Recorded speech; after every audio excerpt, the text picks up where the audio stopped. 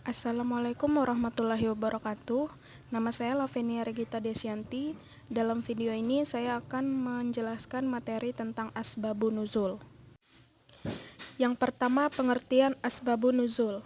Secara etimologi, asbabun nuzul adalah sebab-sebab yang melatar belakangi terjadinya sesuatu.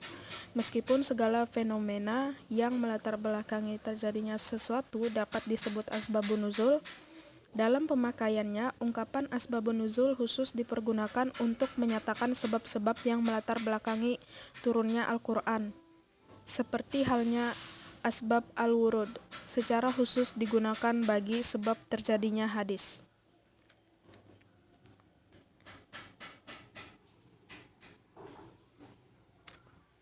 Berikutnya adalah asbabun nuzul menurut para ulama. Yang pertama, menurut Az-Zarqoni, asbabun nuzul adalah hal khusus atau sesuatu yang terjadi serta hubungan dengan turunnya ayat Al-Quran yang berfungsi sebagai penjelas hukum pada saat peristiwa itu terjadi. Yang kedua, menurut Asy-Syabuni, asbabun nuzul adalah peristiwa atau kejadian yang menyebabkan turunnya satu ayat atau beberapa ayat mulai yang berhubungan dengan peristiwa dan kejadian tersebut, baik berupa pertanyaan yang diajukan kepada Nabi atau kejadian yang berkaitan dengan urusan agama.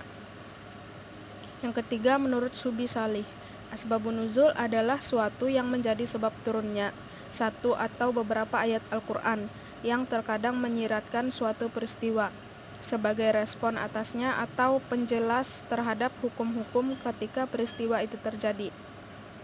Yang terakhir, Mana Al-Kahtan, asbabun nuzul adalah peristiwa-peristiwa yang menyebabkan turunnya Al-Quran berkenaan dengannya waktu peristiwa itu terjadi, baik berupa kejadian atau pertanyaan yang diajukan kepada Nabi. Selanjutnya, sebab turunnya ayat-ayat Al-Quran dapat diklasifikasikan menjadi dua macam, yaitu yang pertama, didahului oleh sebab. Hal ini bisa terjadi bila terjadi suatu peristiwa, maka turunlah ayat Al-Quran mengenai peristiwa itu. Sebab turunnya ayat itu ada kalanya berupa peristiwa yang terjadi di masyarakat Islam, atau ada kalanya berupa pertanyaan dari kalangan Islam atau dari kalangan lain yang diarahkan kepada Nabi. Seperti yang diriwayatkan Ibnu Abbas berkaitan dengan sebab turunnya ayat 214 dalam surah Asy-Syura yang artinya, dan peringatkanlah kerabat-kerabatmu yang terdekat. Langkah Nabi SAW ketika turun ayat tersebut adalah mengumpulkan kerabat dekatnya dengan memberikan peringatan. Nabi pergi dan naik ke bukit Sofa seraya berseru, "Wahai kaumku!" Maka mereka berkumpul di dekat Nabi SAW. Beliau berkata, "Bagaimana pendapatmu bila aku beritahukan kepadamu bahwa di balik gunung ini ada sepasukan kuda yang hendak menyerangmu? Percayakah kamu apa yang saya katakan?" Mereka menjawab, "Kami belum pernah melihat Anda berbuat dusta." Nabi melanjutkan, Aku memperingatkanmu tentang sikas yang pedih." Ketika itu Abu Lahab berkata, "Celakalah engkau, apakah engkau mengumpulkan kami hanya untuk urusan ini?" Lalu ia berdiri. Lalu turunlah Al-Lahab, yang artinya celakalah kedua tangan Abu Lahab. Yang kedua, bila Rasulullah ditanya tentang sesuatu hal, maka turunlah ayat Al-Quran menerangkan hukumnya.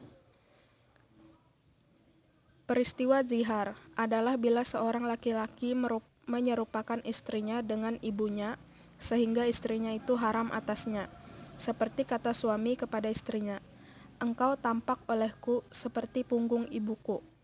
Ucapan yang demikian yang tidak diteruskan kepada talak, maka ia wajib membayar kifarat dan haram bercampur dengan istrinya sebelum membayar kafarat itu. Yang menimpa sahabat Khawlah binti Sa'labah merupakan fakta yang mendukung pernyataan di atas.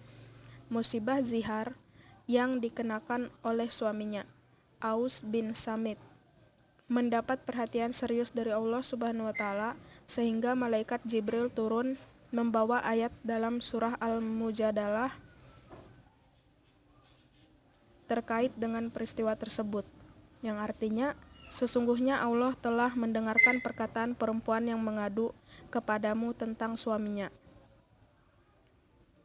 Ketika Aus bin Samit menjatuhkan zihar kepada istrinya Khawlah bin Salabah, lalu istrinya datang kepada Nabi SAW mengadukan hal itu. Aisyah. Kemudian hikmah atau manfaat mempelajari asbabun nuzul. Yang pertama, mengetahui hikmah diundangkannya suatu hukum dan keperpihakan hukum syira terhadap kepentingan umum. 2. Mengetahui penghususan hukum yang diturunkan dengan sebab yang terjadi bila ternyata hukum itu dinyatakan dalam bentuk umum. Yang ketiga, mengetahui lafaz yang diturunkan bersifat umum dan terdapat dalil atas penghususannya. 5. Mengetahui makna Al-Quran dan menyikapi kesamaran yang tersembunyi dalam ayat-ayat yang tidak dapat ditafsirkan tanpa mengetahui asbabun nuzul. Yang terakhir, memudahkan pemahaman ayat, pemahaman hukum pada ayat, dan memudahkan penghafalan ayat. Berikut penjelasan dari saya. Terima kasih atas perhatiannya. Assalamualaikum warahmatullahi wabarakatuh.